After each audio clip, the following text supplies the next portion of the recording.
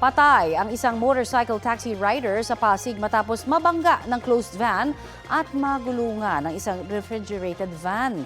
Humingi ng tawad ang dalawang driver na nakabangga. Balitang hatid ni EJ Gomez. Dead on the spot ang isang motorcycle taxi rider matapos mabangga ng closed van at magulungan pa ng refrigerated van sa Ortigas Extension, Barangay Rosario sa Pasig nitong Miyerkules. Pumailalim sa refrigerated van ang 55 anyos na rider na suot ang kanyang helmet. Unang rumisponde ang Pasig City DRRMO. Rumisponde rin ang Barangay Rosario Security Force. Nadatnan ko po doon is yung tao po is nasa ilalim na po ng gulong. Dito po ang pinakapatay niya. Gugulong po dumaan sa kanya. Doon siya mismo namatay. Ayon sa pulisya, galing Amang Rodriguez Avenue ang rider at magpipick up sana ng pasahero sa Ortigas Extension.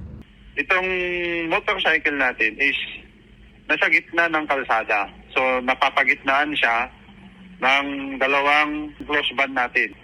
Hanggang sa na-side sweep nitong isang close van, itong motorcycle natin na biktima, yung pagka-side sweep, tumilapon sa kabila at sakto naman na nagulungan siya ng itong refrigerated van. So on the spot, patay siya. Inaresto ng pulisya ang mga driver ng dalawang sasakyan. Ayon sa 41 anyos na driver ng closed van na unang nakabangga sa motorsiklo, nag-deliver sila ng alcohol sa isang warehouse sa Libis, Quezon City at pauwi na sana sa Angono, Rizal nang mangyari ang aksidente.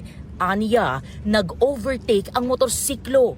Nakita ko po na yung motor niya gumanon siya. Yung parang galangan siya.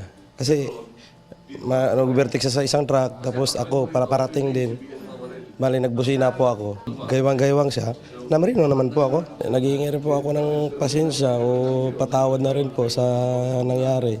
Kasi kahit hindi ko man po alam na tumama siya sa akin bago doon sa ilalim ng truck pumunta, yun na po aksidente na po Ayon naman sa 57 anyos na driver ng refrigerated van, galing sila sa isang warehouse sa C. Raimundo Avenue at patungo sa Pulilan, Bulacan para mag-pick up ng ice cream. Mabilis daw ang takbo ng nakabanggang van sa motor. Ito, mabilis siya. Nabunggo niya yung motor. Yung lakas ng impact niya, sir, tumalsik sa akin. Yung motor saka yung tao. Bali na dami lang po. Disgrasya po yan. Pasensya kasi may kagustuhan yan, ma'am. Sa Pasig Police Headquarters, nakadete ng dalawang driver na nahaharap sa reklamong reckless imprudence resulting in homicide and damage to property. Sinubukan namin kunan ng pahayag ang kaanak ng nasawing rider pero wala pa silang sagot. EJ Gomez, nagbabalita para sa GMA News.